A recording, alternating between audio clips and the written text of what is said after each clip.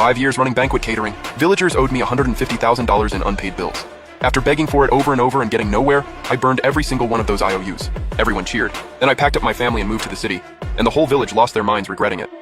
All those years cooking for their banquets, people would only put down a small deposit and just never pay the rest. Food costs kept going up and I was bleeding money every single month. I talked it over with my parents, went to the village committee, and decided to go door to door with every written IOU and collect what I was owed.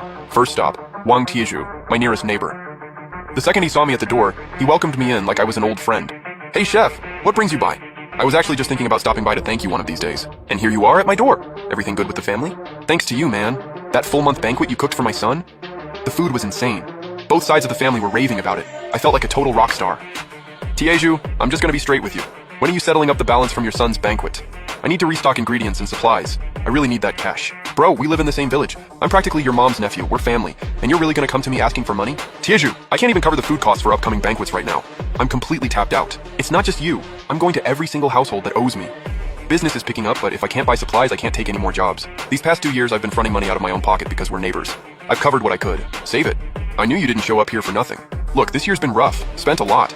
I just don't have the money for your banquet right now. We'll deal with it later. Tieju, you only owe $360. That's really not a lot. Are you kidding me? I said I don't have it. I'm putting this plain and simple. No money, take it or leave it. Either go hit up someone else or get out of my house. I couldn't believe this guy. I sat there a little longer, then let out a long sigh and got up to leave. The second I moved toward the door, Tieju jumped up and raised his voice. "Kid, you're young, you don't get it yet. In this world, relationships matter way more than cold hard cash. You're the only cook in this whole village. Serving your neighbors is an honor.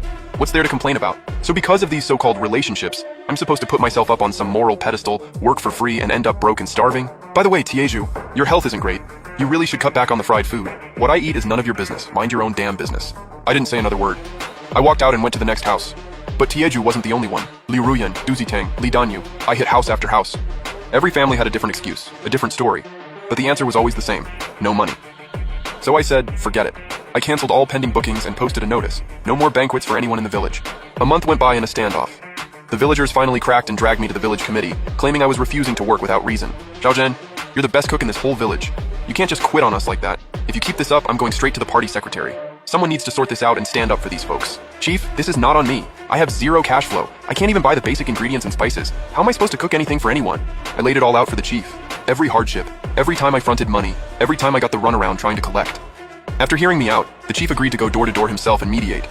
After a lot of pushing, a few families finally started paying back bits and pieces. But even then, villagers still owed me close to $100,000. Then one night, just as I was about to go to sleep, I heard yelling and commotion outside. I stepped out. It was Li Fugui, the first house at the edge of the village. "Yingjun, please! You gotta help me! My whole family is done for if you don't!" "Come inside. Tell me what's going on." "I'm throwing a wedding for my youngest son. I hired a chef from another village, but the guy broke his leg halfway and can't make it. Now I can't find anyone else. The relatives are all showing up tomorrow morning. If there's no banquet, I'm completely humiliated. My wife already fainted from the stress. If this wedding falls apart, my son will never forgive me. Yingjun, please. I'm begging you." "All right, I'll do it. Go home and keep everyone calm. No time to waste." That morning banquet wasn't waiting for anyone. I called my parents and we drove straight into town in the middle of the night to buy fresh ingredients and spices. Got back, prepped all the equipment, chopped and marinated everything. Pulled an all-nighter straight through. Then right before dawn, another curveball. No assistance, no help, just me, firing up the stove alone. But I got it done. Every dish hit the table on time and the guests couldn't stop complimenting the food. Li Fugi's son's wedding went off without a hitch. Yingjun, I can't thank you enough. Without you today, my whole family would have been the laughingstock of the entire area. The bride's side might have even called off the wedding. I owe you for life. After the guests cleared out, Li Fugi asked me to help clean up the kitchen. He was all smiles the whole time, but never said a word about paying. I finally couldn't take it anymore and brought it up myself. The ingredients, spices, and my parents' labor. Total comes to $980. I'll round it down. Just give me $950. Yingjun, come on. We live in the same village. We see each other every day. We're even distant relatives. Business has been rough for me lately. My youngest just got married, bought a house, paid a huge dowry. Money's been flying out the door. I seriously can't come up with the cash right now. Can we just put it on the tab like before? I know things got messy when you went around collecting debts. But I'm not like those people. Last time you came for payment, I actually paid you back. Just cut me some slack one more time. Yeah, you paid once, but your family had 2 banquets. Your dad's birthday and your daughter's wedding. You only paid for one of them. The second one, you claimed you couldn't remember and just kept dragging it out. Don't play dumb with me. Li Fugui forced out an awkward laugh, but then he just sat there. Didn't reach for his wallet, didn't make any move to leave. Just stared straight at me without saying a word. Fine, put it on the tab.